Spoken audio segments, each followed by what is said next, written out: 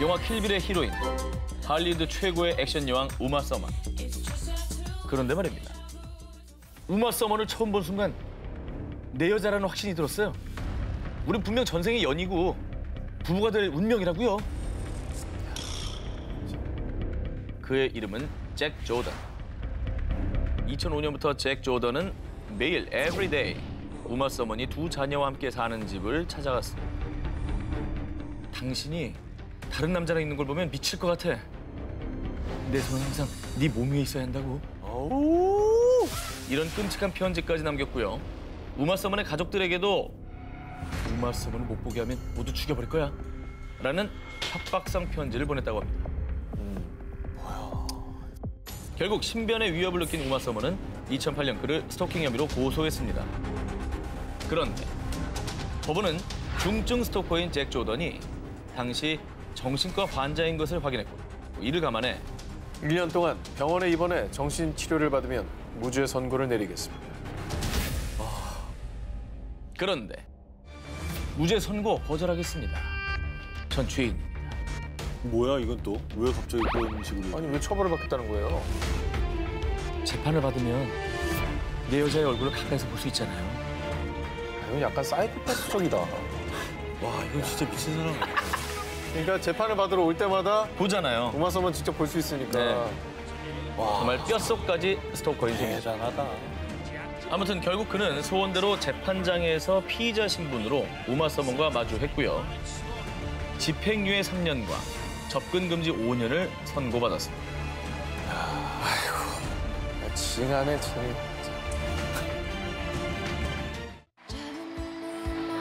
2018년 5월 미국 LA에서 유명 팝스타 테일러 스위프트의 콘서트가 열렸는데요. 그런데 미국 R 음악 전문지에서 놀라운 기사를 하나 실었습니다. 테일러 스위프트의 공연 당일 터치 스크린 방식의 무인 단말기 키오스크가 설치되어 있었는데 여기에 얼굴 인식 카메라가 숨겨져 있어 관객들의 얼굴이 촬영됐다고 전한 건데요. 이 사실이 알려지자 팬들과 언론에선 사생활 침해를 지적했습니다. 근데 왜 얼굴 인식을 한 거예요? 바로 스토커 때문이었습니다. 데뷔 후부터 테일러 스위프트는 엄청난 인기와 함께 끔찍한 스토킹도 같이 겪어야 했는데요. 2011년도부터 무려 5년간 그녀를 따라다닌 스토커. 39살의 프랭크 앤드류 후버는요. 테일러, 너와 나 사이를 가로막는 사람이 있다면 누구라도 다 죽여버릴 거야. 라며 협박. 네, 얼마나 좋았을까요? 네. 자, 그리고 20대 초반의 스토커 로저 알바라도는 테일러 스위프트의 자택에 무단 침입. 태연하게 테일러의 욕실에서 샤워를 하고 정신 나갔네. 침대 위에서 떡하니 낮잠까지 잤다고 합니다. 그 와중에 졸렸나 봐요? 졸렸다기보다는 의도적으로 좀 그녀의 어떤 거를 느끼고 싶었나 보죠. 수없이 크고 작은 스토킹을 당한 테일러 스위프트.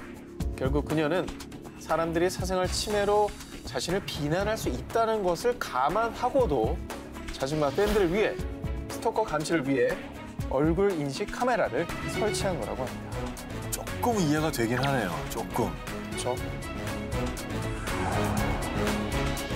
1993년 4월 30일 독일 함부르크 시티즌 대회에서 정말 믿기지 않는 끔찍한 사건이 발생했습니다. 아, 맞아. 기억나. 뭔데 이게? 칼. 칼? 모니카 셀레스. 찔렀어요? 칼 들고 가서 찔렀잖아. 어머머머머머. 나 기억나. 나 이때 봤거든. 어머머머머머. 아, 말이 돼요? 8, 90년대 테니스 여제로 불린 독일 출신 슈테피 그라프. 그녀는 적수가 없다고 할 정도로요. 무려 66연승이라는 대기록을 세우며 무섭게 독주. 월클, 월드 클래스답게 세계적인 인기를 구가했습니다. 그런데 1990년 프랑스 오픈 테니스 여자 단식 경기에서 슈테피 그라프는 유고슬라비아 출신인 16살의 모니카 셀레스와 맞붙게 되는데요. 참고로 모니카 셀레스는 프로 데뷔 2년 차의 신이었죠. 그래서인지 누구나 그라프가 가볍게 우승을 차지할 거라고 예측했습니다. 그런데 놀랍게도 결승전에서 세계적인 선수 그라프를 꺾고 셀레스가 우승을 차지하는 대이변이 연출됐습니다. 이변이었죠. 네, 새로운 스타의 탄생이죠. 새로운 스타의 탄생이죠. 스포츠에서는 항상 또 있는 일이고요. 테니스 여제를 제치고 최연소 프랑스 오픈 우승자가 된 셀레스. 아, 우리 어릴 땐 정말 슈테판 그래프 누가 이기냐. 저 여자를 누가 꺾냐. 나브라틸로바가 있었는데 완전히 스테프 그래프가 탁 잡았는데 갑자기 또 모니카 셀레스가 나왔어요. 이후 그녀는 양손을 사용한 강력한 스트로크로 호주 오픈, 프랑스 오픈, US 오픈에서 무려 8차례 우승을 차지하며 그랜드슬램 타이틀을 획득, 명실상부 세계 랭킹 1위에 등극하게 됩니다. 대단했죠. 그 뒤 1993년 독일 함부르크 시티즌 대회에 출전하게 된 셀레스와 그라프. 셀레스가 8강전 마지막 경기를 앞둔 바로 그때 한 괴한이 미리 준비해온 칼로 벤치에 앉아있던 셀레스의 오른쪽 어깨 부근을 푹 찌른 겁니다. 미친 거 아닙니까? 저게 중계가 되던 상황이었죠. 중계되고 있었죠. 아니 그게 저기 뭐 일반 사람들도 마찬가지겠습니다만 테니스 선수에게 어깨는 생명이지. 그럼요. 선수 생명 자체를 위협하는 거잖아요. 생명. 현장에서 바로 체포된 범인은 38살의 남성 귄터 파르케로 밝혀졌는데요. 셀레스만 없으면 우리 그라프가 우승할 수 있을 거야. 셀레스를 그라프 우승의 걸림돌로 여긴 거죠. 그런데 이 범인이 얼마나 주도 면밀했냐면 피습에 실패했을 경우를 대비해 셀레스의 4강전 티켓까지 준비해뒀다고 합니다. 아 뭐야? 이거는 슈테프 그라프를 욕보이는 일이죠. 그렇죠. 뭡니까? 자신의 광팬이 저지른 만행 때문이었을까요? 그라프는 이 대회 결승전에서 패배하고 말았습니다. 얼마나 미안했을까요, 슈테프 그라프는. 그렇죠. 본인이 더, 그죠? 이겨도 이게 이긴 것 같지도 않고 뭐 이상하잖아요. 그러니까 마음에 부담만 엄청 생긴 거죠. 집중도 안 되고. 정상일 수 없어요. 정말 다행히도 셀레스의 생명에는 지장이 없었는데요. 그러나 이 끔찍한 피습은 셀레스에게 지울 수 없는 깊은 상처를 남겼고요. 그녀는 한참 동안 코트로 돌아오지 못했다고 합니다. 아이고. 2004년 12월 8일 미국 오하이오주 콜럼버스에서 90년대 헤비메탈의 큰 별 다임백 데럴이 속한 데미지 플랜의 공연이 열렸습니다. 데미지 플랜은 90년대 헤비메탈계 큰 획을 그은 판테라 출신의 두 형제 다임백 데럴과 빈니 폴을 주축으로 2003년에 결성된 4인조 밴드인데요. 헤비메탈계 큰 형님답게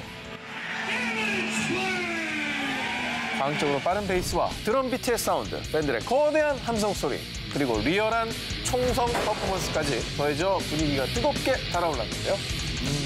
분위기 좋은데요? 그런데 잠시 후 공연장을 메운 함성은 비명 소리로 바뀌고 맙니다. 왜 그러죠? 아이스하키 유니폼 복장을 한 20대 청년 네이선 게일이 무대에 난입해 데미지 플랜의 멤버 다임백 데럴을 향해 총을 난사. 어머. 심지어 제지하는 경비원에게도 마구 총을 쏘았습니다. They come onto stage, and they basically he shot the guitarist at first. 아니 무고한 사람을 다 그냥 희생시킬 마음으로 왔네요. 와. 자, 머리에 최소 5발의 총을 맞은 멤버 다임백 데럴 공연 도중 어머. 직사하고 말았는데요. 와. 황당하다 진짜. 아니 대체 왜 이런 끔찍한 일이 벌어진 건가요? 그 이유가 너무나도 허무하고 황당합니다. 자, 총기 난사범 게일도 경찰에 의해 그 자리에서 사살이 됐기 때문에 정확한 범행 동기는 밝혀지지 않았지만요. 당시 목격자에 따르면 게일이 총을 쏘기 직전에 외친 말이 있다고 합니다. 판테라를 왜 해체를 했어? 그럼 해체의 원한을 품은 거네요. 불만이고. 그게 사람을 죽일 이유예요? 말이 안 되죠. 판테라는 데미지 플랜이 결성되기 전 다임백 데럴과 빈니 폴 형제가 몸담고 있었던 밴드였습니다. 경찰에 따르면 게일은 판테라 음악만 들었을 정도로 열혈 팬이었다고 합니다. 그래서 그가 너무나도 판테라를 광적으로 좋아한 나머지 그룹 판테라 해체의 원인 제공이 되었다고 여긴 두 멤버에게 극단적인 일을 벌인 것으로 본다고 합니다. 아이고. 속상한 거를 제가 뭐라고 할 수는 없습니다만 살인을 저지르다니요. 말이 됩니까? 할리우드를 공포의 도가니로 몰아넣은 악명 높은 스토커 로버트 듀이 호스킨스. 그의 소나기에서 가장 악독하게 시달린 스타는 바로 팝의 여왕 마돈. 아, 1995년부터 나와 결혼해주지 않으면 귀에서 귀까지 그어버릴 거야. 에이. 이런 섬뜩한 협박 편지를 보내는 일은 다반사. 또 마돈나의 집 문 앞에 서성거리다 수시로 가택 무단 침입됐고요. 아, 저기 있네. 저 계단 위에 어우, 아니면 저 화단 옆에 어디 무서워서 집에 가겠어요. 그러게. 심지어는 총으로 위협까지 했다고 합니다. Twice at Hoskins. 죄질이 너무 나쁜데요. 그가 가장 원하는 것은 바로 마돈나와 한 공간에서 눈을 마주보는 것. 그리고 황당하게도 결국 법정에서 그의 소원이 이루어졌는데요. 마돈나와 함께 있어 너무 좋아요 하면서 연신 미소를 지으며 마돈나의 노래를 흥얼거렸다고 합니다. 더 끔찍해, 진짜. 어우, 진짜 짜증나. 근데 자기가 뭘 잘못했는지 모르고 있는 것 같아요. 결국 호스킨스는 1996년에 10년형을 선고받고요. 형기를 다 마친 뒤엔 정신병원에서 치료를 받았는데요. 그런데 그의 만행이 거기서 끝이 났느냐. 2012년 2월 갑자기 정신병원을 탈출한 그...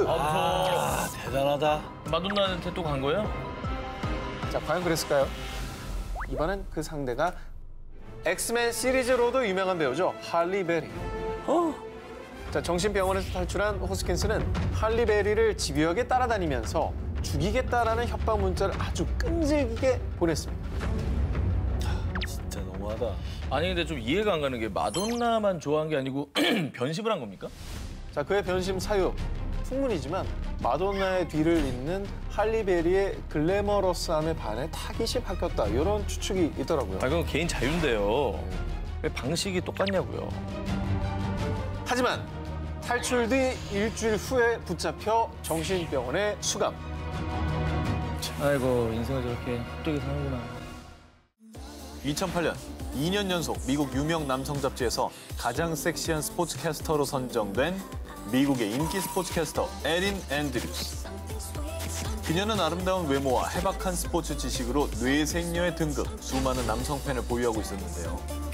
그런 그녀가 2009년 7월 뜻밖의 사건으로 실시간 검색어 순위를 장악하게 됩니다. 무슨 일 있었죠? 좀 불안한데요, 또. 논란이 된 것은 한 스포츠 가십 사이트에 올라온 그녀의 나체 동영상. 어머머머. 저 몰래 찍었나 보다, 그죠? 그렇습니다. 이게 도철한 거예요? 도찰이네.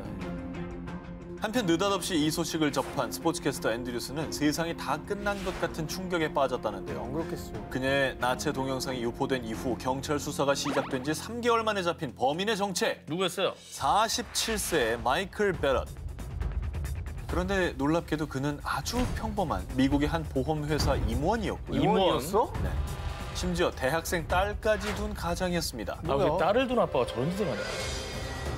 경찰 조사 결과 그는 2008년부터 앤드류스를 집요하게 따라다니던 스토커임이 밝혀졌는데요. 베럿은 앤드류스가 취재차 출장을 갈 때마다 그녀의 위치를 알기 위해 그녀가 머무는 지역의 모든 호텔에 전화해 거기 앤드류스가 묵고 있나요? 라고 물어볼 정도로 극심한 스토커였다고 합니다. 야, 그러니까 이중 생활을 한 거네요. 정말. 그렇죠. 낮에는 뭐 멀쩡한 보험사 임원으로. 임원. 예. 그리고 문제의 동영상을 촬영한 그날 역시 스토커 베럿은 취재차 테네시주로 향한 앤드류스를 따라갔고요. 호텔 레스토랑에 있던 전화기로 교환실에 연락을 했습니다. 저기 에린 앤드류스 씨가 몇 호실에 묵고 있는지 알 수 있을까요? 그런데 이게 웬일입니까? 호텔 직원이 아무렇지 않게 앤드류스의 방으로 전화를 연결시켜준 거죠. 그래서 흥분한 그는 전화기 화면에 앤드류스의 방 번호가 뜨는 걸 확인한 뒤 곧장 그녀의 옆방을 예약. 아니, 호텔도 개념이 없네. 그래, 호텔에서 이거 개인정보인데 함부로 그렇게 연락처를 연결하거나 방 호수 알려주면 안 되죠. 절대 그러면 안 되죠. 뭐 하는 짓입니까? 이후 스토커 베럿은 앤드류스가 방을 비울 때까지 기다린 뒤에 그녀가 전화 통화를 하며 밖으로 나가는 소리가 들리자 문 앞에 달려있는 구멍 있지 않습니까? 문 밖에 확인할 수 있게 설치해 놓은 거 그걸 뜯어냈고요. 그 뒤에 다시 방으로 돌아온 뒤에 때를 기다린 거죠. 그리고 한참 뒤 옆방에서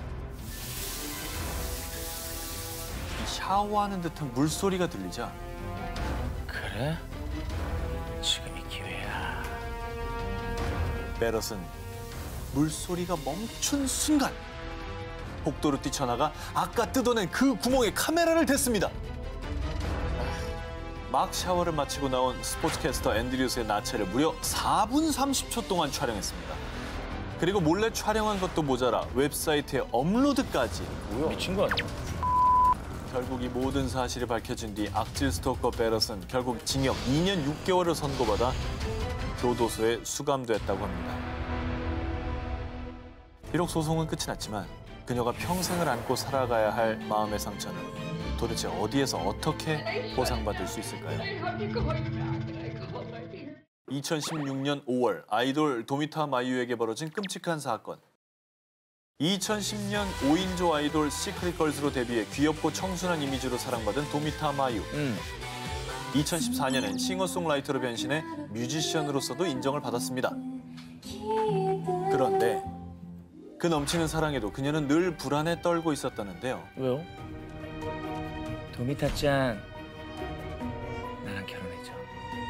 네가 나한테서 벗어날 수 있을 것 같아? 2014년경 도미타의 팬이 된 직장인 이와사키 토모히로.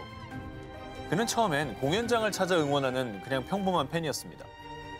그런데 1년이 지난 2015년부턴 애정을 넘어 광적인 집착을 보이기 시작합니다. SNS를 통해 결혼해달라, 죽이겠다 등 하루에도 수십 차례 메시지를 보냈고요. 아이고. 공연장, 연습실, 집 앞까지도 다 따라다니며 도미타의 숨통을 조였다고 합니다. 얼마나 싫었을까. 내가 정상으로 활동하기 힘들 것 같아요. 너무 노이로제가 심해가지고. 그런데 2016년에 극성 팬이 아닌 악질 스토커 이와사키의 광기가 폭발하고 맙니다. 감히 내 선물을 거절해? 가만두지 않겠어. 그는 자신이 선물한 책과 시계를 돌려보냈다는 이유로 복수를 결심. 그리고는 도쿄 고가네이시의 공연장에 찾아가 미리 준비한 흉기로 그녀를 찌르고 또 찌른 겁니다. 아, 찔렀다고요, 실제로? 무려 30차례 넘게 찔렀습니다. 그리고 목격자에 의하면 정말 끔찍하게도 내가 해냈다라는 말까지 했다고 합니다. 진짜 할 말을 잃게 만드네요. 그 뒤 범행 현장에서 즉각 체포된 스토커 이와사키. 당시 언론에서도 아이돌 자상 사건, 범인에게 빼앗긴 꿈 등으로 보도하며 사회적으로 큰 문제가 됐는데요. 한편 도미타는 다행히도 17일 만에 가까스로 깨어났지만 온몸 가득한 상처에 실명 위기까지 닥치는 등 어떡하냐. 수많은 후유증에 시달렸고요. 아휴, 아, 어떡해. 하지만 그녀의 악몽은 또 되풀이되고 아, 있습니다. 이제 그만합시다. 제 시간은 아직도 그날에 멈춰 있는데 어떻게 그는 웃을 수 있죠? 용서할 수 없어요. 살인 미수 혐의로 재판에 넘겨진 이와사키. 하지만 반성은커녕 나를 그냥 죽여라며 난동을 부리더니 힘겹게 재판에 참석한 도미타를 보고 웃기까지 했다. 진짜 역대급으로 나쁜 놈이네요. 사이코패스. 한편 이 일을 계기로 스토커가 사회적으로도 심각하게 문제시되자 일본 정부는요. SNS상의 스토커 행위도 처벌하게 하는 스토커 규제법을 개정했다고 합니다. 부디 다시는 이런 일이 반복되지 않길 바랍니다.